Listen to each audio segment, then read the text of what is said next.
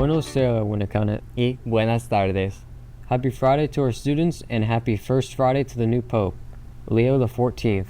Well, as a Leo myself, I'm feeling pretty seen.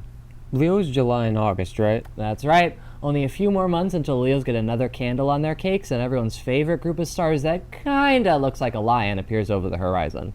You and your astrology. Speaking of stars, a star-studded musical group came by Winnicott to perform a music genre that, like the Pope, was made here right here in the USA, jazz.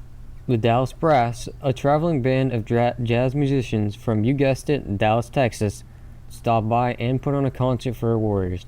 Jack Hafey has more on that coming up next. How exciting. The Dallas Brass is a musical septet that hails from, you guessed it, Dallas, Texas. They travel the country rehearsing and performing with band students. More than 300,000 students have performed with the Dallas Brass over the years. Recently, they performed here at Winnicott High School with our band, along with middle school bands of the sending schools. I had the chance to talk to some of the members of the Dallas Brass, talk to some students about their experience playing with the group, and got some footage of the wonderful concert.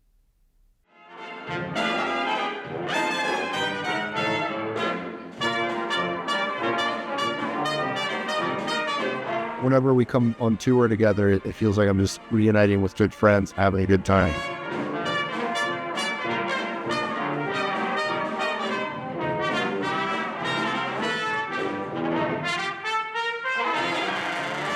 Yes, I definitely, yeah, I had a fun time. It was pretty awesome. I mean, they're like professional musicians, so it's kind of like they're operating at like a different tier of musicianship. It's kind of cool to just watch them play. They're very like loose, you know, and they don't carry any tension, especially their drummer. I'm a drummer, so I was kind of watching him. It's just like, so it was just interesting because it's like you're watching someone do basically what you do, but just like infinitely better. And so, you know, I think that's a pretty great experience.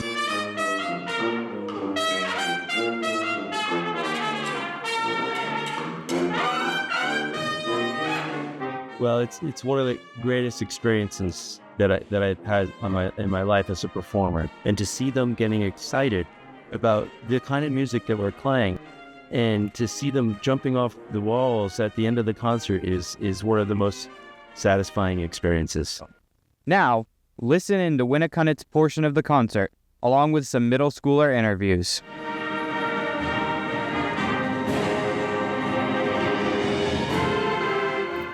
It was really fun to meet Michael Levine, and he was the band director. He had a special little trombone section at the end for all his trombones to help correct our positions and stuff. And my favorite part was how all of them played the 34 quick section songs.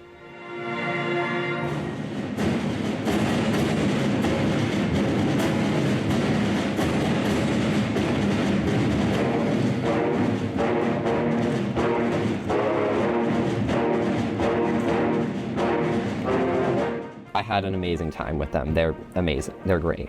After school, we walked over to Winnicott High School to meet with the Dallas Brass, and we got there and caught the end of their rehearsal time. We then got to sit in on a clinic they held for some students, and after that, we got some amazing rehearsal time with them. Shortly after that, we went to dinner, and then after dinner, it was time to perform with them, and it was a wonderful experience altogether.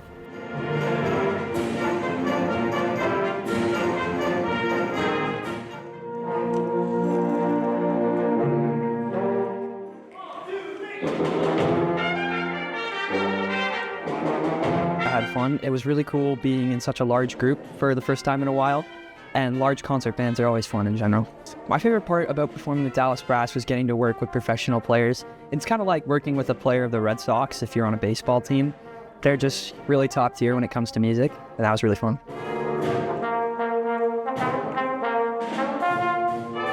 Playing for kids. As long as we got kids in the audience and we bring the kids on stage, to me, that's what makes it all worthwhile. It just means the world to us to see them excited about music.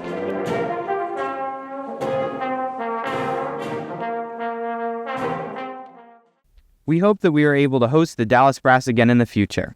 For WHTV, I'm Jack Hafey. America just keeps putting out great people and great music. That's right. But not only that, we've put out a few good ones here at Winnicott too. Winnicott beat the state record for the 4x400 men's high school relay during a track meet on May 8th. The team of runners achieved the time of 3:22.95, seconds faster than Exeter. Those seconds were just enough to give us the win in that category when the final results came out. Congratulations to Ryan Zumbach, Ryan Jameson, William Kudalitis, and Owen Janados for making Winnicott proud. Congrats to our runners, and congrats to Winnicott for once again proving that Warriors are better than Blue Hawks. Yeah, what is a Blue Hawk? Clearly not a fast runner. Anyways, we have graduation coming up on the 6th, so just a reminder for all seniors to pay your senior dues, clear up any issues with your credits, and pay any remaining balances before you walk. What about you, Camden? Any hiccups along the way? Like what? Well, Jax and I talked to students to see if they have been completely honest when completing their academics. Have you? Well... So did you? So this one time basically Cheating has always been a problem in schools, but now it's much easier to do so. With new technology such as AI, it has become much more difficult for teachers to prevent it. According to a 2010 study, about 59% of high school students admitted to cheating on an assignment within the last year. From a study in 2012, 80% of students stated that they had copied off of someone else's homework at a time. Cheating is also an issue at Winnicott. We decided to speak to some students about their cheating habits. We've changed their voices and blurred the videos to protect their identity. Definitely have cheated on an assignment. In a couple different classes, I have put a piece of paper in my calculator with formulas that I needed to memorize. And yeah, I've done that many times. No, I've never been caught. But sometimes the cheating doesn't work. One time I cheated and I still got like a C in chemistry, so yeah. Oh yeah, definitely. Sometimes, it's late at night, I get an assignment, and ChatGPT helps me out. I humanize it, If I could do it again and not get caught, definitely. It's just really easy. So, yeah. I use ChatGPT to write some stuff for me. Yeah, all the time. For teachers, cheating among students is not something new, but the methods of cheating are constantly evolving. It's been the same, just different strategies on how to cheat. The most common or the most recent one was in the olden days, Photomath could only do one problem at a time, and now Photomath can do the whole page. And so you'd catch a kid going like this 15 times. But now, if you're looking the other way, they can kind of pop it once, gets the whole darn quiz, and then they could have it right here and be like, oh, number 7. They could scroll to each problem. So yeah, that I caught about 2 years ago. So maybe a couple years late, but yeah. Mr. Stevens and Mr. McGowan don't see instances of cheating reach them very often, but they strongly advise not to cheat, as it tarnishes the opportunity to learn from the work that was cheated on. I guess the biggest thing is that you're really just cheating yourself. This is an opportunity to learn and an opportunity to learn how to do work. Whether you want to read, write, do math, study science in the future, you're going to learn skills that you need, and it's important to do things you don't want to do. Well, the most simplest and straightforward one is don't do it. Even though you may think you can get away with it, what does this show if you reflect on what you did? You're not going to get fired from high school, but you can get fired from your job in the future. So kind of the lessons here are to learn how to do hard things, to work on getting the extensions that you need, to use the supports and the help that you have, and to learn how to do all of that without cheating is the most important part. Clearly it's something that you shouldn't do. I know that every student out there is very creative, has the ability to do things on their own. So why are we relying on somebody else or some other source and submitting it as our work? So don't do it. And if you have any struggles getting something done, work with the teachers and work with the administration so we can find solutions for you that you don't need to resort to that. It seems that cheating will always be a cat and mouse game between teachers and students. This is Brandon Roy for WHTV. And that's pretty much it. Good to know. Good to know. That felt great to get off my chest. I've been keeping that one in for a while. Well, moving on from whatever that was, did you remember to buy your yearbook yet? Listen up, Winnacunnet. Have you bought your yearbook yet? After working hard all year, the yearbook team has finally completed your book. All 248 pages were created by WHS students who made the book all about you and all the memories you'll want to remember. The yearbook staff spent hours and hours covering sports and events, taking candidates, and using professional design software and tons of teamwork to design and edit the yearbook. Today, May 16th, is the last day to order the yearbook at jostens.com, or you can visit Miss Ash in the E101 room to purchase with cash or check. There are only about 50 copies left. Get yours now. Well, I sure did. Praise be for the payment plan system. The funny thing about Yearbook is that they also do interviews and written reports, sort of like us. It's a surprisingly robust system and some pretty good writing. Better than yours, that's for sure. Okay. You got me there. But I didn't come into the game to be the best. Clearly not. Did you know some of our students won awards for their writing this year? Oh, right. I heard about that a while back. A few of our students had their work submitted to the Scholastic Awards, and some of them won awards for their creativity. Senior Amelia Dumont earned a Silver Key for her senior portfolio. Senior Braden Fisher received an honorable mention for his senior portfolio, and Senior Madeline Wilworth earned a Silver Key for her senior writing portfolio, a Silver Key for her poetry, The Taste of Words, and some honorable mentions for other pieces. We brought Braden and Amelia into the studio to share some of their work aloud, so take a listen. Hi, my name's Amelia. Hi, I'm Braden Fisher. Today I'm going to be reading you an excerpt from a short story that I wrote that helped me win a Silver Key Award. I got an honorable mention for the Scholastic's writing portfolio. This piece in particular is titled The Wolf, and it's about a boy named Thomas in colonial era America. This is about this guy during 1920s America during the Prohibition, where he gets addicted to gambling and drugs and ends up losing everything in the end. Thomas's breath caught as a beautiful gray wolf came pacing out of the darkness and settled right in front of the herb, ready to pounce. His heart pounding in his ears, Thomas moved a step closer, reaching out to snag the herb from behind the wolf, desperation making him bold. Unfortunately for poor Milton, he had somewhat of a predisposition toward gambling. Somewhat is underselling it. The man spent nearly 5 hours each day gambling his heart out.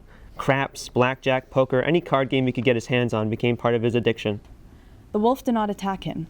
It seemed to be guarding the herb, standing its ground. It would not move. Thomas tried throwing a rock he found on the ground, then a stick. He shouted at it, asked it to move, fell on his knees for a second time that night, and asked God why he was taunting him. One day, in the summer months, a man walked into the club that nobody had ever seen before. He was a dapper gentleman with a nice and neat suit and a fedora to match. He sat down at the poker table and challenged Milton. We all thought him a fool, an actual idiot. Despite this, by the time the game was nearing its end, Milton was sweating bullets, while the mysterious man merely smoked his cigar. Every time he moved towards the herb, the wolf would block him, growl, and snap his jaws, almost biting Thomas's hand off. As he tried again and again, his desperation grew, and his head started spinning, and all he could see was white, and that amber stare testing him. Nobody knew it at the time, but the mysterious man was none other than Johnny Torrio, a mob boss and a leader of the Chicago outfit. It's bad enough to be in his sights, but to owe money to him, well, you'd be better off in hell. He got to the state of feeling so much he couldn't feel anything at all, and his sweaty, shaking hands removed the pistol from its holder. As he leveled the firearm at the wolf's soft gray head, a small feeling tugged at him, standing out in his otherwise blank mind. It was a feeling of remorse, of loss, of something that was meant to be remembered but simply wasn't. He swore at Torrio, cussed him out, and both men were ushered out of the building to avoid causing a scene. Nobody knows what had happened exactly in the following days, but eventually Milton's apartment building was surrounded by yellow tape and police officers. Milton's girl, cut to pieces, bloodied and bruised, was rushed out of the building and pronounced dead at the scene. The whiteness rolled over this feeling, concealing it from Thomas's consciousness. He cocked the shiny hammer and slowly pulled the golden trigger. His singular shot rang out amongst the silence, cracking like a whip and reverberating off the snow, lingering until it reached every little burrow and every single crevice. Of course, the cops did nothing. Torrio had most of them in his pockets anyhow. Milton was never the same after his girlfriend's death and never gambled again. Instead, he shaved off his hair, grew out a beard, and began filling up his bar tab. The wolf's body made no sound as it collapsed, its bright red blood seeping into the perfectly white snow, painting vermilion brushstrokes onto the crisp white canvas. The light faded from that amber stare, then winked out like a dying star. Thomas blew on the silver barrel of the pistol, wiped it with his wool cloak, and returned it to its holster. A year after his girl's murder, someone found Barney face down in a canal, drowned in his own misery. Many were relieved in some morbid way, relieved to see his story of melancholy finally end. Some took his body just outside the city and gave him a proper burial.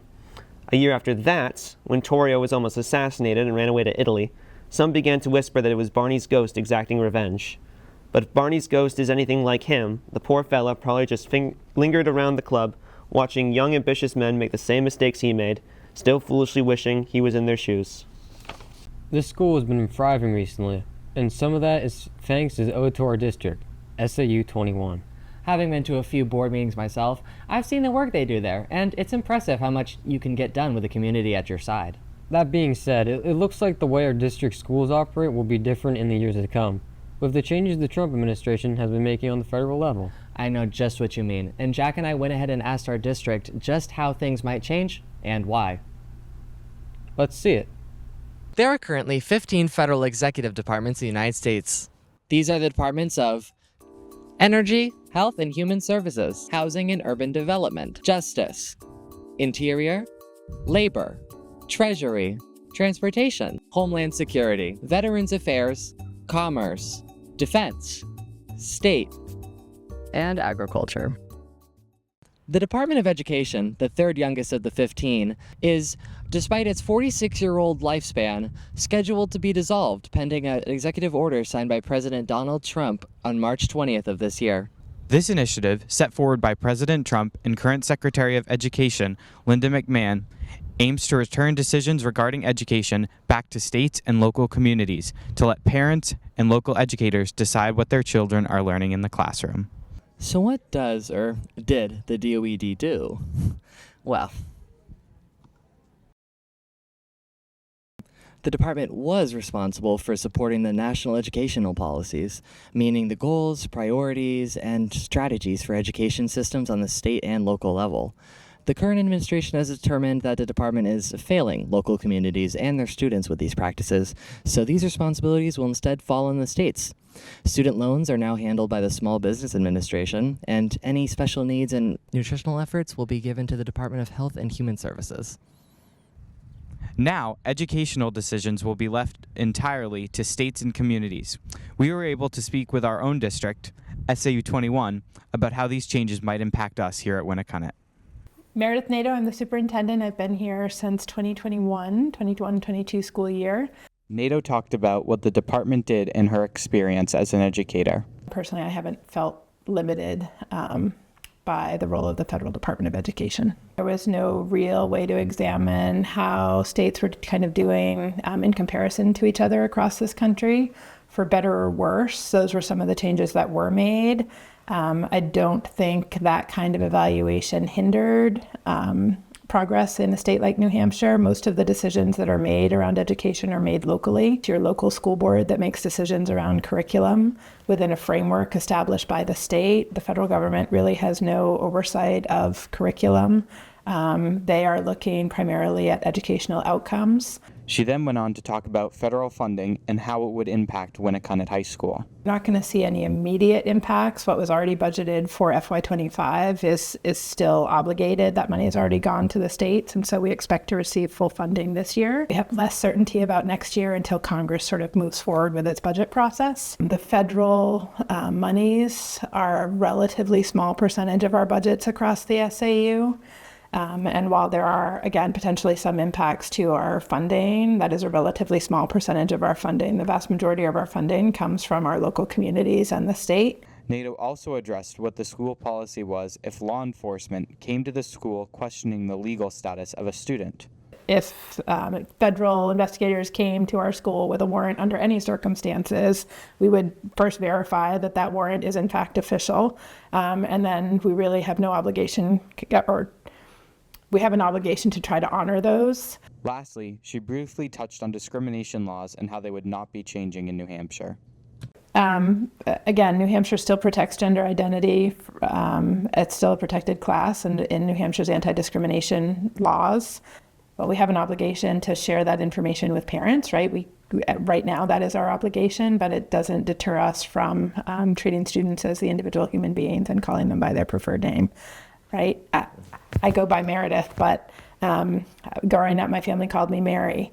I would have, gone by that as a preferred name when I was in school. The names we choose for ourselves should be a pretty basic right. So, all in all, not a whole lot. We did ask SEU 90, our neighboring district here in Hampton, about all this, and it seems as though we are all on the same page about our future. Great to hear. Won't matter to you, though, because you are out of here soon. As long as you take care of that thing you told me about earlier. Yeah, don't mention it. No, really, don't mention it. Any final products that you have to finish up? Well, not really. Just have to do a couple things like wellness, economics, not fail this class. Oh, I have to make my presentation for the ELO Expo this month. The ELO Expo? Yeah. Coming up on May 27th, ELO students will now be presenting their final presentations on their ELOs in a career fair style exposition, demonstrating what they've accomplished during their time with the program. Typically, students would make a slideshow presentation and present to the ELO advisors, but this event should provide a more complete view of what students at our school are doing in this community. Remember, it's only a week and a half away. If you're having trouble creating your trifold, please reach out to Mr. Long or Annabelle Holmes. Good luck! Good to know. It'll be nice to see Anthony again because of his and Jack's ELO. Hey, Brandon. What? I don't think we're supposed to talk about it. I don't think it's done yet. Oh, okay. Alright, Winnicott. This looks like that's all we got for you today. So get out there and take advantage of the great weather and even better UV. Arrivederci, Winnicott.